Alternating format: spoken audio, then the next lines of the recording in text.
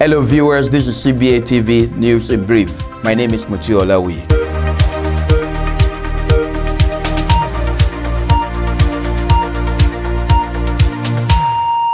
As the people of Somaliland have vocally rejected the request of President Farmaajo to visit Somaliland, the opposition party Wadani called on President Musa Bihi to come out of hiding and face the nation. This call comes after 24 hours in which the public opinion was gripped by the proposed joint visit to Somaliland by Ethiopia Prime Minister Abiy Ahmed and Somalia President Mohamed Abdullahi Farmaajo. Barkal Jama Batun, the spokesman of Wadani party, today called on President Bihi to come out of hiding and beg for forgiveness from the people. Barkal did not say the wrongdoing for which the president should apologize. However, he said the people of Somaliland have been looking for the president for the past 2 days. Wadani party has called on the government for more transparency on multiple occasions since the last week's meeting between the President Bihi and his Somalia counterpart, Farmaajo. The party chairman and the Secretary General had both demanded more information on the meeting in Addis Ababa. Barkat Jama Batun, on the other hand, commended the people of Somaliland for their response to what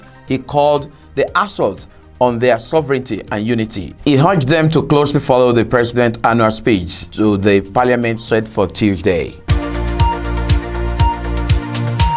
A Somali freelance radio and TV journalist was shot dead late Sunday by unknown gunmen in Afgoye, a town in the lower Sabele region located 30 kilometers southwest of the capital, Mogadishu. The Somali presidency and a media rights group condemned the killing of Abdulwali Ali Hassan, also known as Abdulwali Online, a 25-year-old father of 2 children. Somali Presidential Communication Director Abdulnur Mohammed Ahmed said it was too painful to take the mother of our young industrious journalist in a statement posted on Twitter. The Villa's Somalia Communication Director also sent condolences to the family and friends of the slain journalist. The Somali Journalist Syndicate, an independent journalist trade union established in May 2019 by professional journalists to defend the right of working journalists, advocate for press freedom, and provide legal aid, also condemned the killing. Ibrahim Adan Naja, the governor of Lower Sabele region, said the police have launched an investigation into the killing. It marks the country's first journalist murder case in 2020, but comes few days after Amnesty International said that at least 8 journalists in Somalia have been killed since 2017, while at least 8 others have fled the country.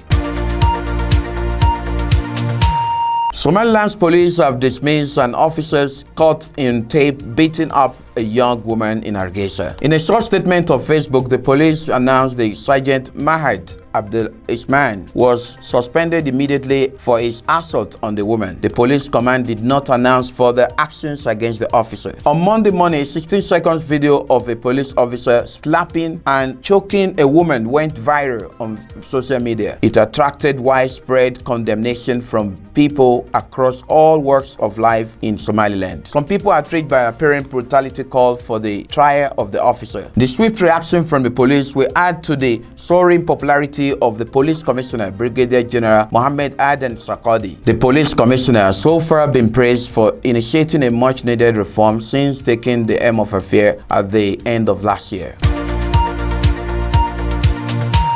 Authorities in Hodor towns of southern Somalia have confirmed that Al-Shabaab operative defected to the government after contacting the authorities. The operatives, identified as Oled Abrahman Hero, has been reportedly fighting alongside Al-Shabaab for more than a decade. Hodor District Commissioner Ibrahim Isaac Ibrahim, who confirmed the surrender of the man, told the media that Hero was chauffeur for one of the Al-Shabaab commanders. Ibrahim said Hero contacted relatives who informed the authorities his wish for defection. Hero is currently in the hands of the security agencies for investigation. Hodor town in Burco region is one of the towns under Al-Shabaab siege for years as the group blocks the main road supply of the town. Al-Shabaab lost the town in 2014 following a heavy attack by Somali army backed by AMISOM troops.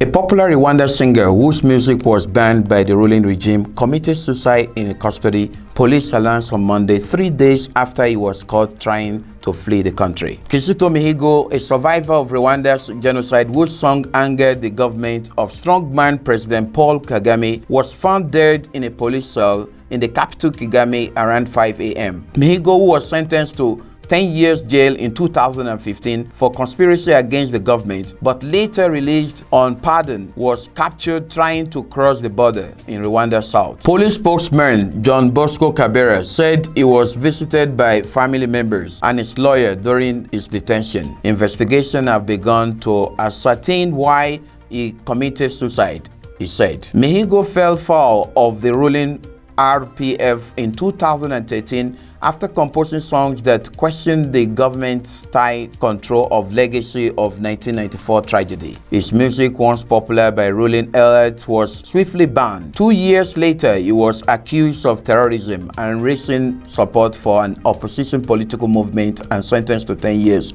in prison. His lawyer said prosecutors had little evidence to jail him. He was released on presidential pardon in September 2018. Mihigo is not the first figure to die in mysterious circumstances under police custody in Rwanda. Last year, a former director general in Kagame's office was found dead in a military jail after being sentenced to 10 years for corruption. In 2015, Kagame's personal doctor, Emmanuel Garsakure, was shot dead in the custody by police.